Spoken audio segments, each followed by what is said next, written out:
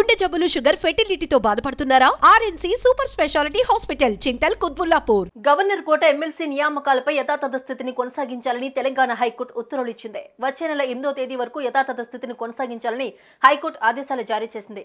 Governor quota ఎమ్మెల్సీలుగా professor Kodandaram, Amir Ali ఖాన్లు నిన్ననే ప్రమాణం చేయాల్సిందే. కానీ మండలి చైర్మన్ అందుబాటులో లేని కారణంగా ఈ కార్యక్రమం జరగలేదు. ఇవాళ వీరిద్దరూ ప్రమాణం చేయాల్సి ఉంది. ఈ తరుణంలో హైకోర్టు నిర్ణయం వెలువడింది. దీంతో కోదండరాం, అమీర్ అలీ ఖాన్ల ప్రమాణానికి బ్రేక్ పడింది. తదుపరి ఉత్తర్వులు వచ్చే వరకు గవర్నర్ కోట ఎమ్మెల్సీలు ప్రమాణం చేయవద్దని హైకోర్టు ఆదేశించింది. గవర్నర్ కోటాలో ఎమ్మెల్సీలుగా ప్రొఫెసర్ కోదండరాం, అమీర్ అలీ ఖాన్ల పేర్లను తెలంగాణ ప్రభుత్వం సిఫార్సు చేసింది. ప్రభుత్వ సిఫార్సుకు గవర్నర్ తమిళిసై సౌందరరాజన్ ఆమోదం తెలిపారు. 2023 జూలై 31న దాసోజు శ్రవణ్ కుమార్, కుర్రా సత్యనారాయణ పేర్లను అప్పటి బీఆర్ఎస్ ప్రభుత్వం గవర్నర్ కోటాలో ఎమ్మెల్సీ పదవులకు సిఫార్సు చేసింది. అయితే వీరిద్దరి పేర్లను గవర్నర్ తమిళిసై సౌందరరాజన్ తిరస్కరించారు. దీంతో దాసోజు శ్రవణ్ కుమార్, కుర్రా సత్యనారాయణలు హైకోర్టులో పిటిషన్ దాఖలు చేశారు. ఈ విషయమై విచారణ సాగుతోంది.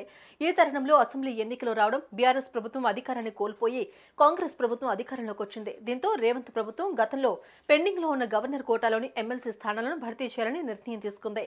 కోదండరాం, అమీర్ అలీ ఖాన్ల పేర్లను గవర్నర్ కు సిఫార్సు చేసింది. ఈ నెల 25న సిఫార్సులకు గవర్నర్ ఆమోదం తెలిపారు. ఇవాళ వీరిద్దరూ ప్రమాణం చేయాల్సిందే. ఈ తరుణంలో హైకోర్టు నిర్ణయం వెలువడించింది.